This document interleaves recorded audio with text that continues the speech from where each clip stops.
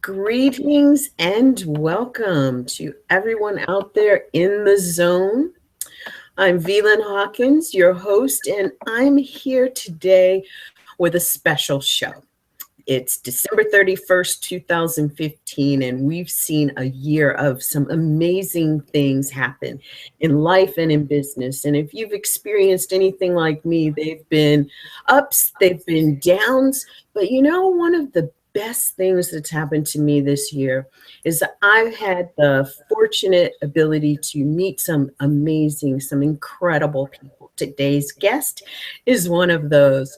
And I've learned some things that have really brought me to another place in my own life, in my own business. And I hope that you can say the same as well, as you've been a part of the Biz Info Zone and in the zone. This is where, we help the savvy social entrepreneur to express their purpose, plan their next moves, and take their lives and businesses into the realm of prosperity. And as social entrepreneurs, we've got a specific focus around how you can bring business to another level, as well as have a focus on doing good in the world. We've had a lot of people who've expressed their opinions, but our guest today, I just love, because not only does she speak to this in the work that she does, in the life that she leads, but she also has written a bit about it in her new book. So let me just tell you a little bit about who she is, and then we'll welcome her, and we're going to get right into this interview because there's not enough time to ask all the questions that I have for her. So today our guest is Teresa de Grosbois. She is a 4 times best-selling author and an international speaker sought after by entrepreneurs and large corporations wanting to better understand how local word of mouth can suddenly turn epidemic. We in business all want to know the answer to that.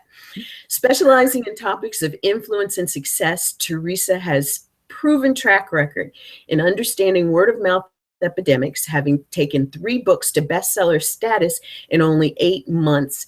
And check this out. Her recently released book, Mass Influence, hit #1 international bestseller status in North America and Europe on the same day it launched. Now that's magic.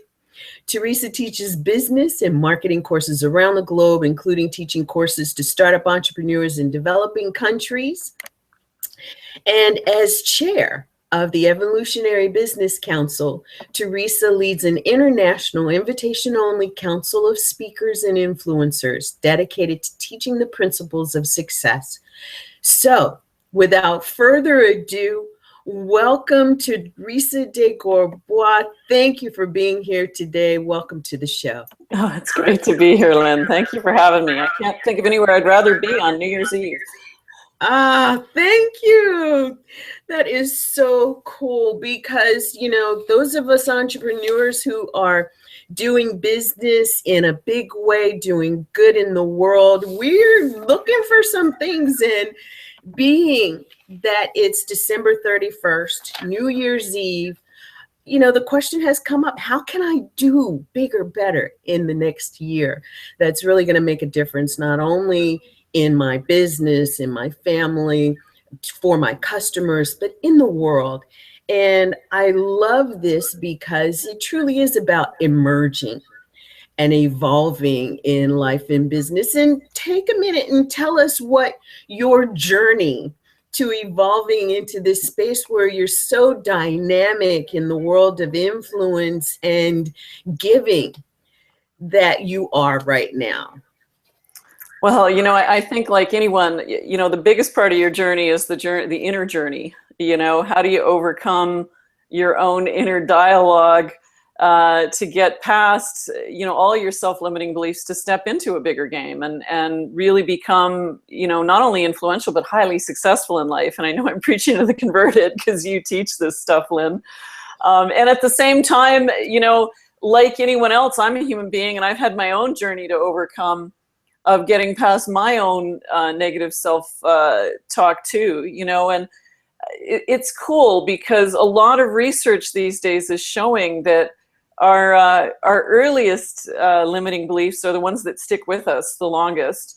Most of us invent our dominant inner dialogue, when we're first learning language before the age of 6, right? And it's funny, when I dove into it, I started to realize, some of the things that have motivated me, not only to have challenges in life, but motivated me to be highly successful in life, were those limiting beliefs that I created when I was 2 and 3.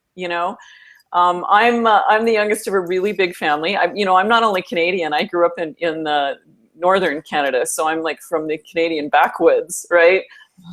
And I can actually remember the day that I created one of my most significant limiting beliefs. We used to spend our summers in a remote backwoods cabin. We'd go in every year by boat just in time to see the hatching of the little baby mosquitoes. And that was Canadian humor. We were just back from the cabin one day, and we lived in a 100-year-old house, so tiny little kitchen, and all my cousins are visiting and all my older siblings are there. And the room is just buzzing with excitement because my grandmother's taking us all to the movies, which is a big frickin' deal because my staunchly Catholic mother is seriously worried about the morals of Hollywood movie makers. But she's finally rescinded because someone's convinced her Walt Disney's not the worst guy on the planet. And she's letting us go see The Love Bug, right? And as the room is abuzz with excitement, I look across the room just in time to hear my mother say, "Teresa can't go, she's too little." And 3-year-old me is utterly devastated in that moment. I start bawling my eyes out, and I tell myself, I'm too small to play with the big kids. And that inner dialogue sticks. And, the really cool thing about inner conversation is it's neither good nor bad. It just is, right? Mm-hmm. And like a lot of people, I start having that inner conversation become a dominant driving force in my life. I start spending all my time either terrified that I'm too small to play with the big kids or desperately trying to prove I'm not, right? Well, go figure that I would grow up to become an expert on influencer and a change agent in the world and someone who is driven to work with emerging thought leaders to help them create change, right? So, I think one of the really cool things about your inner conversation, and this is a great thing to reflect on as we turn the clock to the new year, is not only where does it hinder you, but where does it help you? Because your inner dialogue can actually drive you to play the bigger game and really cause change in the world. And this is, such a perfect time to be looking at that. Wow, I so appreciate that because, we don't know how our stories correlate with each other's stories until we have these kinds of conversations. And I had a very similar experience. And I have to say, it really is one of the reasons why I'm doing what I'm doing today. And the journey that we take is something to reflect on because it speaks very staunchly to who it is that you desire to become. And in that desire to become, the becoming journey, wow, is incredible. And, those of us who are difference makers, change makers, and really doing businesses that make a difference in the world are people of influence. Whether we see it or not, whether it's revealed to us as we're doing it and we slowly step in to that knowledge, there is a space of influence that I love being in conversation with you about because it really is the inner game that shows up and it gets expressed from you or from your heart. It's where your heart and your head meet. And talk to us about how it grows from just being influential to being a mass influencer. That's another space right there. Yeah, it really is. And one of the reasons I wrote Mass Influence was because I wanted everyday good people, everyday heroes, everyday change agents to realize that it is very possible to move from locally influential, like one-on-one. We all have one-on-one influence, right?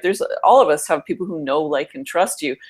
how do you get into that realm of having a lot of people know, like, and trust you? Like, it's such a great inquiry, right? It's something I'm fascinated with, and I've made it my life study, you know? And, I think one of the big things that a lot of entrepreneurs miss is the importance, which I would call the first habit of highly influential people, the importance of solving a really big problem for the world. Think about what it takes for a 28-year-old fresh out of Bible college to become globally iconic, right? And of course, I'm talking about Dr. Martin Luther King Jr. But when you look at what he did, because he's a great example of how mass influence works, he made his life a stand for the biggest problem going on the planet at the time, racial inequality. But he also did it in a very specific way that people could wrap their head around. So, not to diminish his work by putting entrepreneurial terms on it, but I'm sure he would endorse me enlightening entrepreneurs by demonstrating what he did in terms you can understand. When you look at what Martin Luther King Jr. did, he had a very specific target audience, and he solved very specific problems in very tangible ways. And a lot of entrepreneurs miss this step, right? When Dr. Martin Luther King Jr. first became globally iconic, his target audience was bus riders in Montgomery, Alabama, boycotting a corrupt bus system. His target was actually local and very specific, and the problem he was going after was very specific. Now, the ramifications and the ripple effect of those first actions, and there were many more to follow, but this is just one example. But those first actions had global ripples because it was so effectively done. And so as entrepreneurs, the equivalent of that is make sure you're really clear on what problem do you solve and for who, what's your brand, and who's your target audience. And a lot of entrepreneurs really struggle around this one, especially spiritual entrepreneurs and enlightened entrepreneurs. And you guys know who you are, and I really want to speak to you because you are the biggest change agents of the world, and I love the stand you are for changing this planet. But really think about, is your brand motherhood and apple pie that no one can wrap their head around? For example, if you say, my target audience is women, well, that's half the frickin' planet. That's too broad and too general. If you say, I'm a stress expert, that's too broad, it's too general.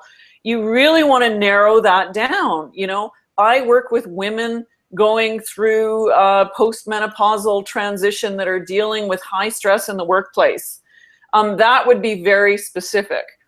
And when you think about it, becoming that specific doesn't mean you exclude everyone else. And in fact, the opposite is true. When you become that specific, more and more people take notice. Just like the brain surgeon, more people want to listen to him, even if they're not dealing with brain surgery. Look at the TED Talks that go most viral. Some of them are, people like Jill Bolte, or I'm trying to remember his name, but the new prof at UC who's implanting electrodes in people's brains. Those TED Talks go hugely viral because they are specific, and their target audience is specific, and they're fascinating and alluring, and they solve a big problem in the world, so everybody wants to follow them. It's beautiful. And it's so true. The more specific that we get, the more global we can expand to. And that's because I think it's proven. Confusion lies in things that people don't see a singular path to. Mm-hmm. And there's something that you mentioned in the book about the game of influence.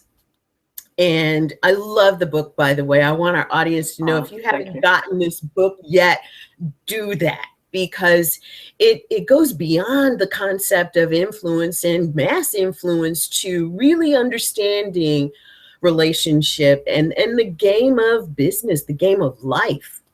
And so you talk at a point in the book about there being rules to playing this game. And I know, for entrepreneurs as a whole, there's a set of rules. For women entrepreneurs, I think there is a mindset towards a certain set of rules that they may or may not fall into. And I love how you bring into this game of influence a set of rules that, and this is why I say that it transcends any type of industry, sector, category you want to put yourself in, Yeah. because they are so great. So tell us, life, business, love, stepping into this game. What is this game all about? Yeah, I love that you bring that up, because I really do love what you teach, Lynn, and I actually wrote the book for entrepreneurs, and often with women entrepreneurs in mind, because I really do believe they are the biggest change agents on the planet. And my goal is to really make it easy for everyday change agents to really build the better world that we all want our kids to grow up in. And it is easy to think of it as a rule book, because once you wrap your head around it, and I can feel some of you out there rolling your eyes up in your head going, oh, not another skill set I have to learn. And the reality is, breathing is a skill set too. And when in the first moment of your life, when you mastered breathing, you never ever thought about breathing as onerous or a time drain again. You just moved through your day doing it, right? And one of the reasons I love hearing that women are reading Mass Influence is that women tend to have the biggest blocks of stepping into the influence game. Our inner dialogue tends to be a lot louder in the realm of stopping us from stepping into leadership. And then, but at the same time, once women get past some of those initial blocks and really take on that, wow, maybe you are the one the world is waiting for, and maybe you really do have a big game to play in this life, and maybe your inner dialogue that stops you is in fact your biggest gift that will motivate you to do an amazing job at this. Once women can get past those barriers, women actually effortlessly and intuitively play the game of influence a lot more easily than a lot of men do, because women are natural connectors. They're natural relationship builders. And when you look at the more advanced rules of influence, it's all about relationship building and developing natural reciprocity with other influential people. And women do that as easily as breathing already. They just need to change their paradigm and their mindset around how they're doing it. I love it, because in 2016, we have already begun the journey into relationship and relationship business. We've stepped into the paradigm that the best business is done in a collaborative, co-creative environment, and that speaks to relationship. And I look at relationship, and one of the things that comes to me a lot about is time, productivity, the value of time. Becoming influential is something that does correlate to time. Managing your own person within the context of time. Something that I've just gotten recently into some amazing conversation around, which is bending time in order to put yourself into time in a different perspective of time. It's third eye time stuff. Nice. And when you talk, you got this great quote in the book too. I want to read this quote from Blaise Pascal. If I had more time, I would have written a shorter book or a shorter letter.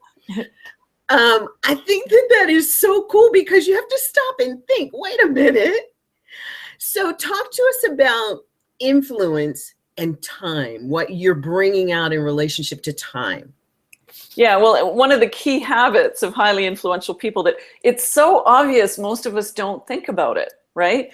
Which is that highly influential people tend to work in a one-to-many context instead of one-on-one, right? So if you're a coach or a consultant or someone who trades your hours for dollars, you're putting a ceiling on the amount of influence you can hold, because you're choosing to spend your time with people one-on-one. And I don't want to diss people who really feel that that's their calling. There's a lot of people that are just hardwired, like nurses or, certain types of practitioners. They just know they were put on this planet to work with people one-on-one. And, if that's you, I really honor that, because that, I really do believe in following your own inner guidance. And yet there's some people that, and you know who you are. You know if I'm speaking to you, right? And you were put here to play a bigger game, to really cause change, to really do something in the world, then you really need to think about how you're spending your time. And this is an area where the rules we learned in the game of networking, right? And I just call it a game because when you think about it in the context of rules, it's easier to wrap your head around, right? Mm-hmm. But in networking, you learn things like it's a good idea to offer to buy a colleague coffee. Like a lot of referral marketing is one-on-one conversations. And when you look at highly influential people, I mean, you only have to phone up the CEO of a Fortune 500 company and offer to buy them coffee. And faster than you can say restraining order, you're going to find out that there's a different set of rules that influential people play by. And it's almost like it's a totally different sport. Networking and referral marketing is badminton, and the game of influence is hockey. And it's not that one sport is, less valid or less important. It's simply, they're simply different approaches and strategies to the two. And if you bring a badminton racket and a badminton bird onto the hockey rink and you don't have skates and don't have a stick, everybody's going to look at you like you're an idiot and say, get the heck off our rink, right? And so it's really important to relate yourself to the way highly influential people tend to work, because intuitively, right, one endorsement from a highly influential people. I ask my students all the time in the advanced programs that I teach, especially the online programs I teach, I ask them all the time, what would be the value of a highly influential endorsement to your business? And they will answer anywhere from $20,000 a year up to, I've had answers as high as $10 to $15 million a year, what an influential endorsement could be. Now, the interesting thing is the people who are answering $20,000 a year are always one-on-one practitioners. And they're basically doing math, right? Oh, my funnel would be full and I only have this many hours in the day. So, if suddenly I went from 80% capacity to 100% capacity, that would be worth about $20,000 a year. But the people who are answering $3 million a year are those who are already working in a one-to-many capacity. And there's no limit on the amount of influence and good they can do in the world. And therefore, there's also no limit on the amount of success and profit and abundance they can have. So it's a very interesting distinction. Because not only does working in a one-to-many context increase your influence level dramatically, it increases your profitability and your abundance level dramatically. And I think those two go hand in hand. I agree. And you said some key things in there. I really appreciate the message of just knowing who you are and the value that you choose to stand in. Maybe your one-to-one relationship in business building is a stage that you must go through in order for you to see yourself being in that bigger game. And so, I love the fact that you're clear that there's no right or wrong. There's just the difference. Yeah. And actually, if I could draw a distinction for your viewers, because I find this one is often one of the biggest breakthroughs that people get when they're an entrepreneur working in a one-on-one capacity, right? And if you're in transition, like let's say you're a coach and you're moving into some speaking, for example, when you start introducing yourself, let's say you're at networking functions or you're on the phone prospecting clients, introduce yourself with the influence-based credential or the one-to-many credential first, and then give the one-on-one credential. So for example, if you're doing some speaking and some coaching, introduce yourself as a speaker. Now, I know that might sound a little odd, but a speaker who incidentally coaches makes a lot more money and has a lot more influence than a coach who incidentally speaks. And those might be both a 50-50 division between those two individuals. But it's all in how the world perceives you. And for those of you who are thinking, this is game playing, that feels inauthentic, let me just remind you that part of the reason you want to present yourself powerfully and influentially is that it helps those you would help. It helps your prospective clients get out of their own way and listen to you and let you help them, right? When people see me on stage in front of 500 people, they don't need to know I've got 4 best-selling books or I've got a #1 international bestseller that's, gone bestseller all over the world. They don't need to know any of that.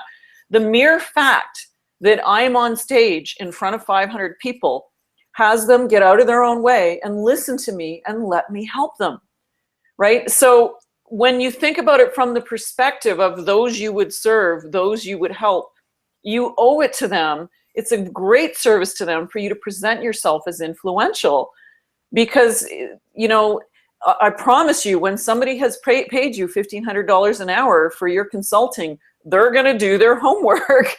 If they perceive the value of what they're getting as greater, they're going to do the work. So don't diminish your clients by diminishing yourself. It's a really important distinction of influence. Oh, beautifully said. And, you know, you mentioned about reciprocation.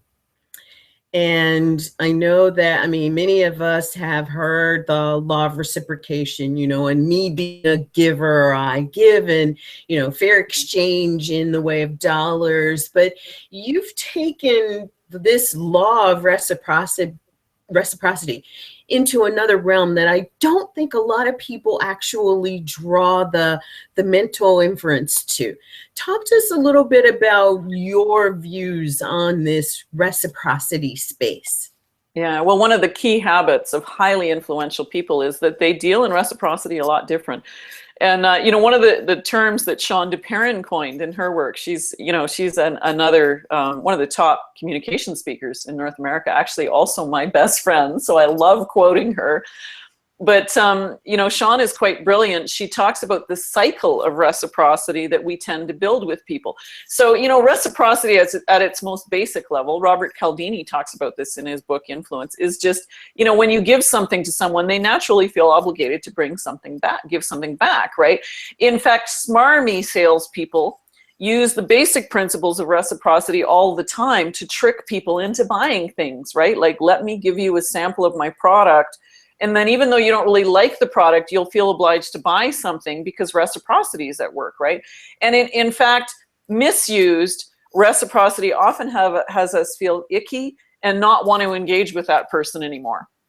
But when you watch highly influential people and how they view reciprocity, highly influential people deal in a cycle of reciprocity at a much more powerful way. And when you start talking about building cycles of reciprocity, like Shonda Perrin talks in her work, we're no longer talking about obligation. We're talking about the natural give and take that happens in deep relationship. Like you might see two girlfriends where they're simply really there for each other because they love each other so much. Like you and I, Lynn, I'm such a big fan of your work and what you teach. You know, I would come on your show on New Year's Eve, even though I'm, you know, heading to Costa Rica for 2 weeks, right? There's not many people I love that dearly. You know, if we weren't in this level of relationship and I didn't love you, you know, that wouldn't be happening. And it's not based on obligation. It's based on the fact that not only are we colleagues, but we're colleagues who deeply admire and respect each other, right? And when you look at highly influential people, they tend to deal in the cycle of reciprocity at a whole different level.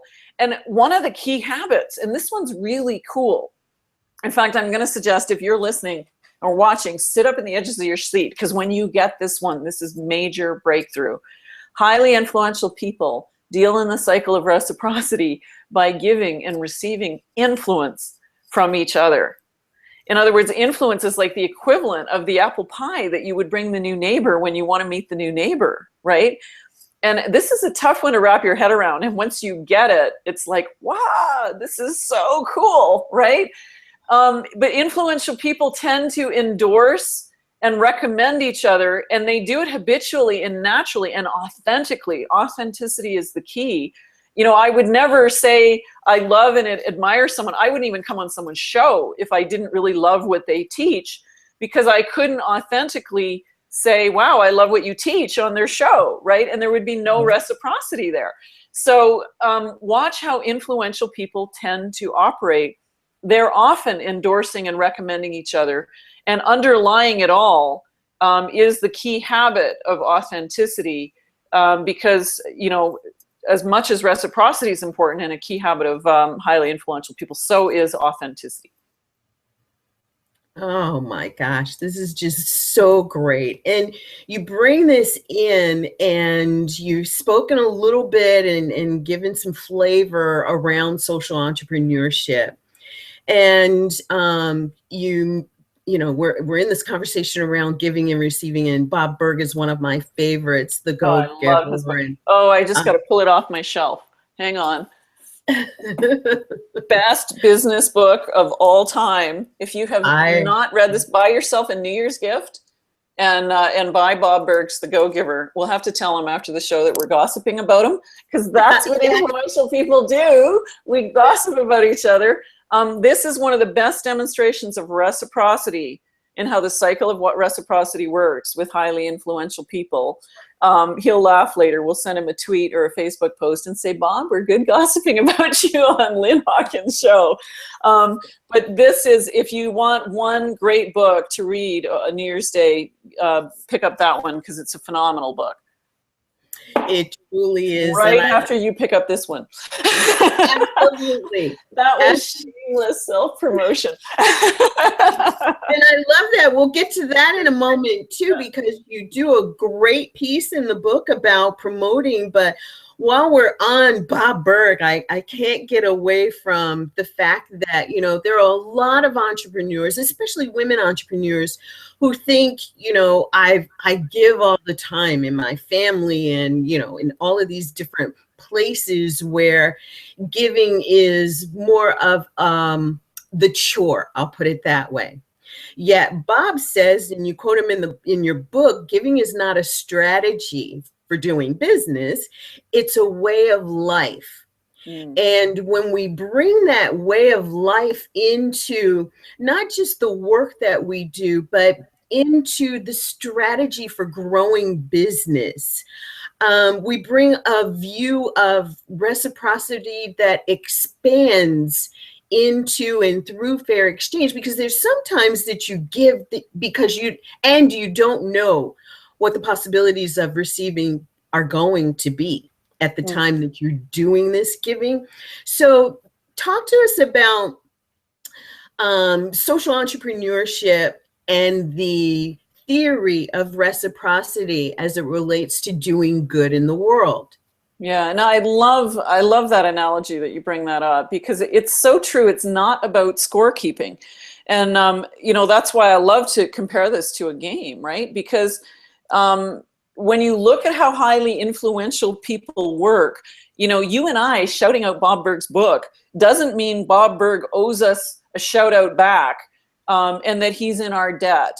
Reciprocity is a very pay it forward type of activity, right? And this is where women really get this, right? Because, and just to use an analogy though, because I know you have men viewers too, let me use a sports analogy, right? When you step on the hockey rink or the basketball court, you don't pass the puck or pass the ball thinking that other player owes me and he's got to pass it back now. That simply does not happen, right? And women really get this to the core. In business, you don't offer influence and gift influence other people thinking, oh, they owe me now and they need to help me. That's simply not the way it works. You simply become someone who routinely endorses and helps other people who authentically deserve it, who authentically in your mind need and deserve help. And because here's the thing, right? Your influence level may be wildly different. Like if I was to use an extreme example, if you were trying to build a relationship with a reporter, well, a reporter can often reach 2-3 million people at once, right? Your influence level doesn't hold a candle to that. You might help that reporter for years, sending them great stories, helping them out.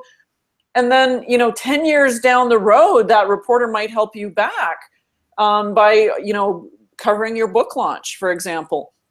You don't worry about the scorekeeping. And if you think in that mindset, well, I'm not going to help them anymore because, I did something gracious for them and they missed the boat, that's simply not the way influential people work, right? Influential people are freaking busy. Let me put it that way, right? And so you might help them out. They simply might not have time in this moment to help you out. That doesn't mean it wasn't a good thing for you to offer an endorsement or gift them influence in some way. When you become someone who naturally shines a light on other people and helps them, influence will start flowing back to you, I promise. Because when you demonstrate you can play the game of hockey and get on the rink and start passing the puck People have no qualms about passing the puck back. It does not matter whether it's coming from the same player you passed it to in the first place. It simply doesn't work that way. I love that. The game of influence is a team sport. It really is. Yeah. Beautiful. Well, one of the questions I know that comes up a lot is, and you mentioned it, it may take one influential person that totally blows up your world and, maybe that $3 million or that just launch out into the stratosphere that just continues to take you up the spiral there.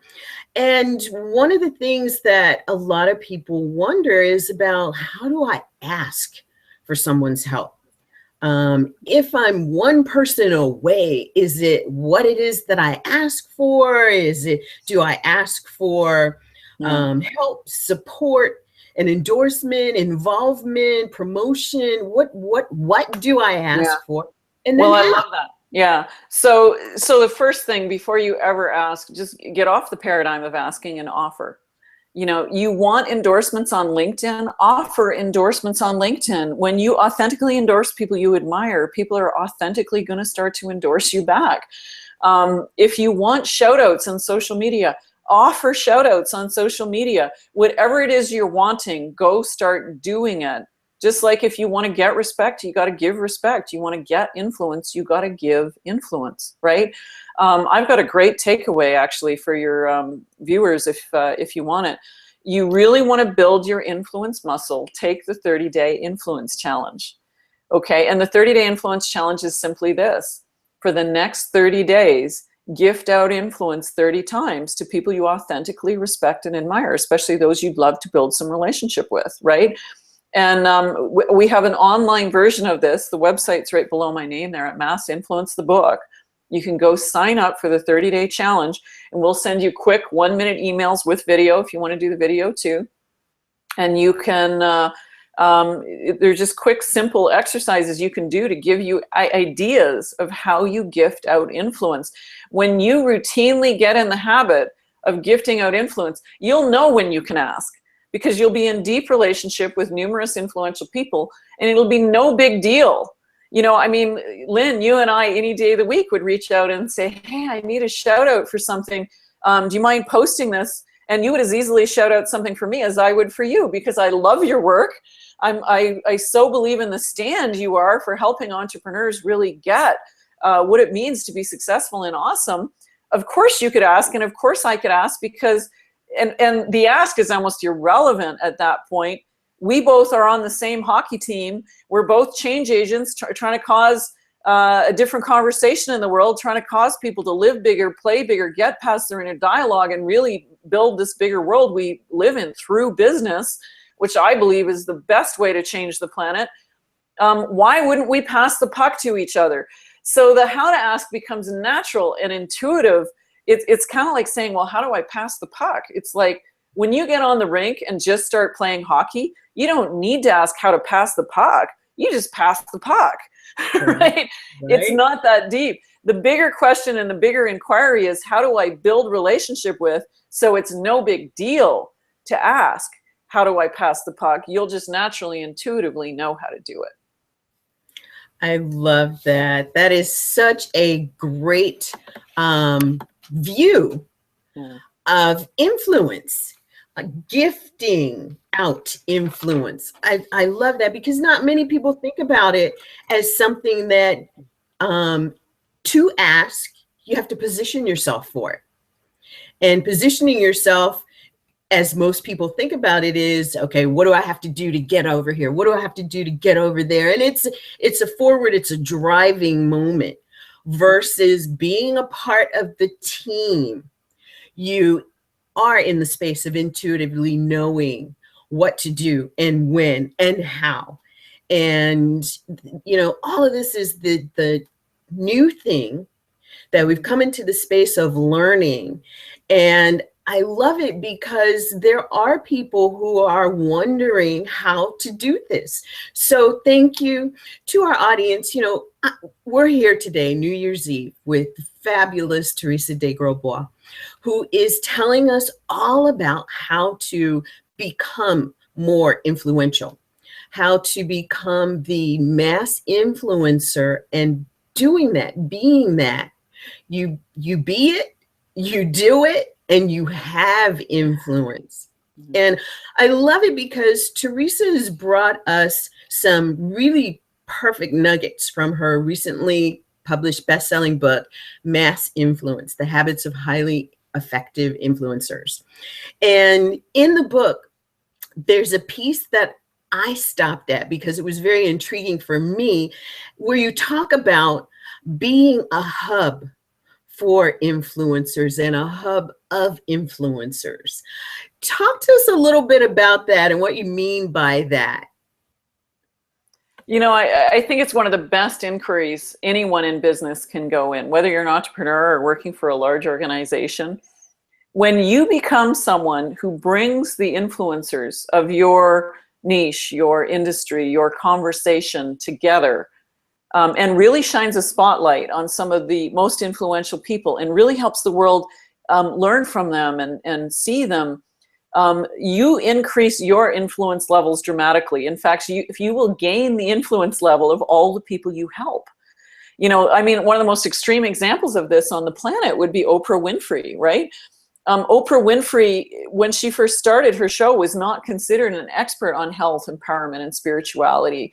And yet she has a very specific target demographic. It's middle-aged women of middle to upper income. And she's got very specific topics she brings on her show, right? It's all around success, health, and empowerment. And she shone a spotlight on some of the smartest people on the planet. And by routinely doing that, she became the most influential person on the planet. Isn't that interesting, right? So when you become the hub of the influencers in your industry, and really, what I would say is, a lot of people have this mindset that they've got to push and go after something. Surrender to your own leadership. One of the biggest roles a leader can ever play is to grow other leaders.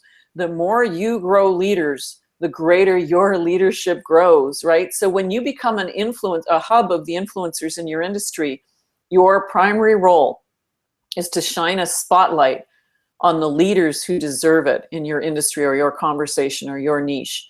And when you do that and surrender to your own leadership, you will find your influence levels and your success levels will grow exponentially overnight.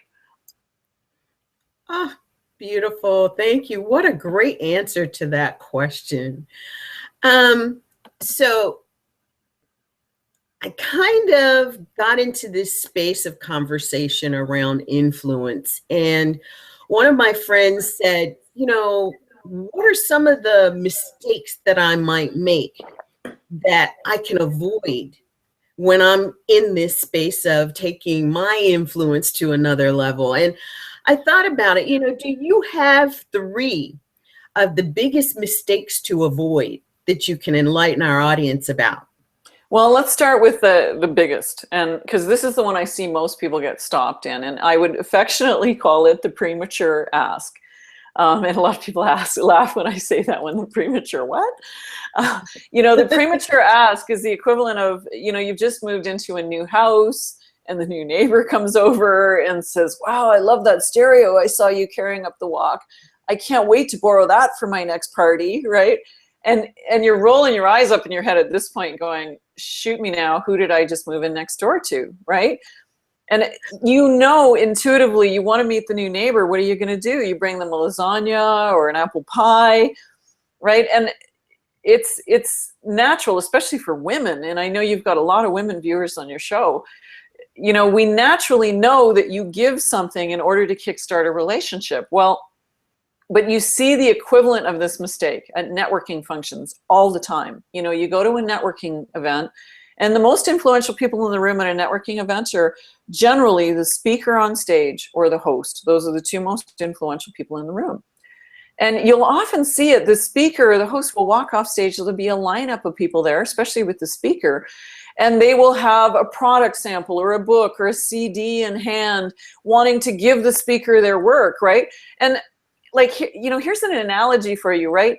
Giving the speaker a product sample or your book at a networking event is a lot like going to the new neighbor that you just met and saying, you're going to so love my kids. You're so going to enjoy babysitting them, right? It's too soon.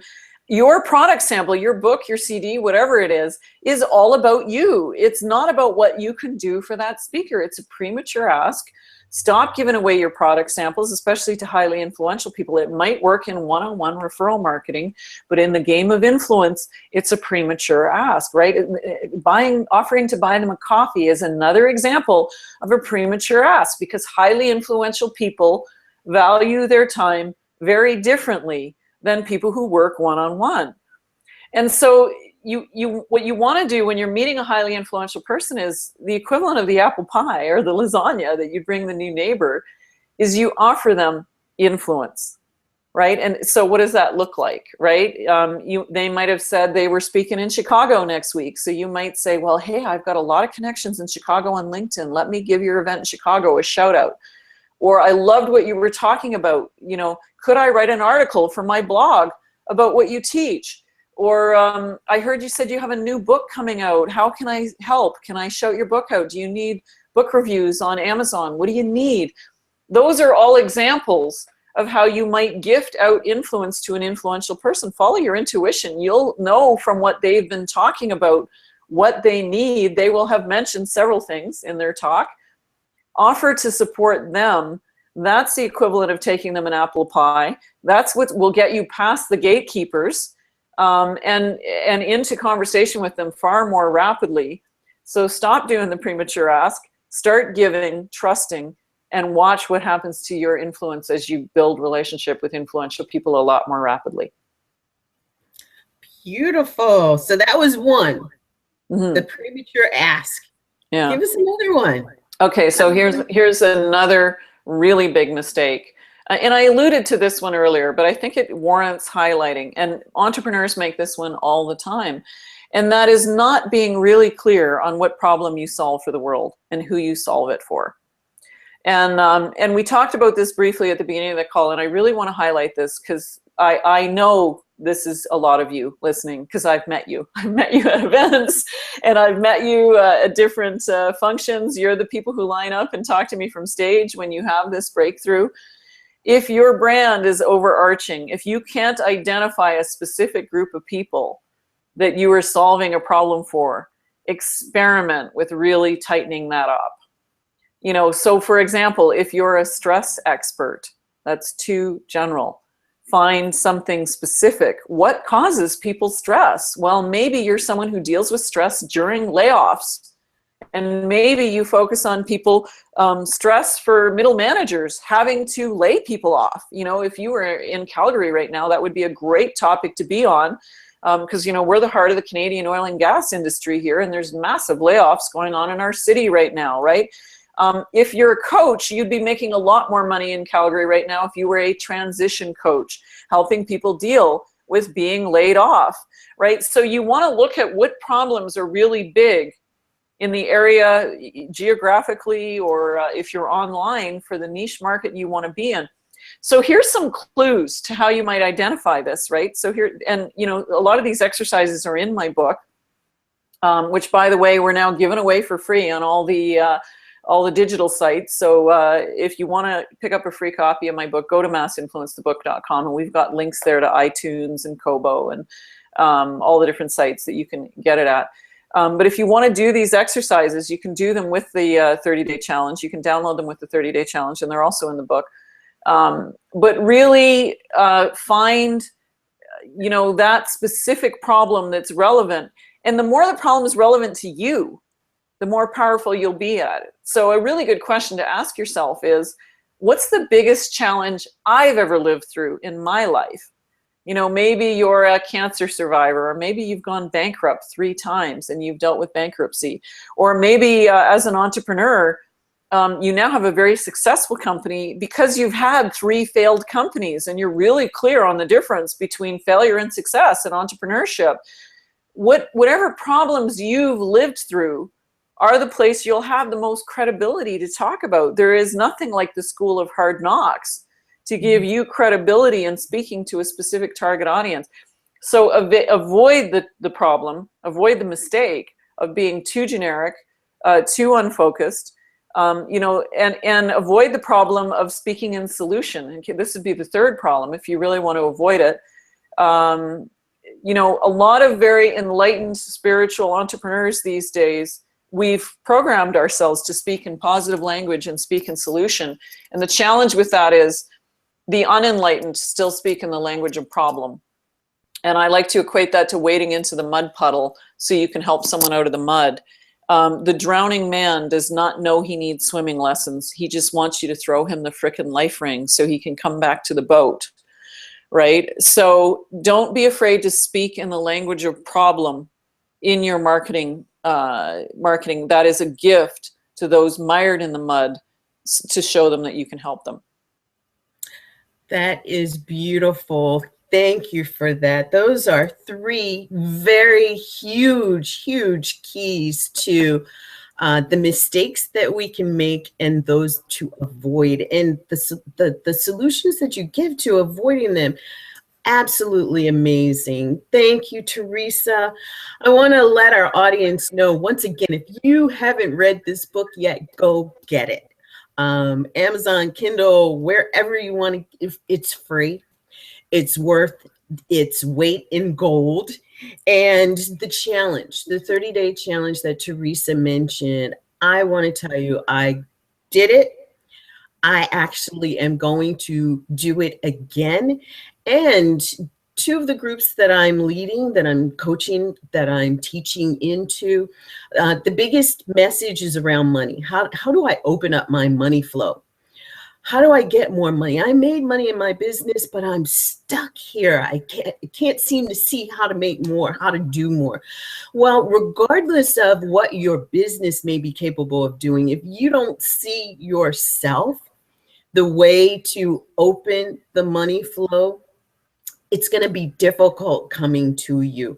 To step into the mud, as Teresa said, and show someone that this problem is there, you know it, you've been there, you understand, yet you also see that they can be on the other side of it, means that you really want to focus on what you have to address. And if money is it for you, do that.